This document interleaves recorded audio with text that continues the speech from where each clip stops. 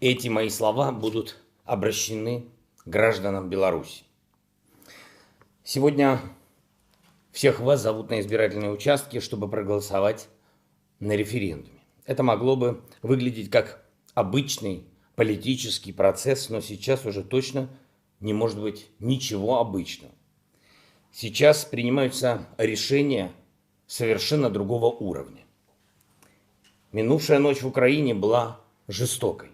Снова обстрелы, снова бомбардировка жилых кварталов, гражданской инфраструктуры. С вашей территории убивают наших детей, разрушают наши дома, пытаются взорвать все, что было построено за десятилетия. И все это тоже де-факто референдум для вас, белорусы. Вы решаете, кто вы. Вы решаете, кем быть. Как вы будете смотреть в глаза своим детям. Как вы будете смотреть в глаза друг другу. Своим соседям. А мы ваши соседи. Мы ваши соседи. Мы украинцы.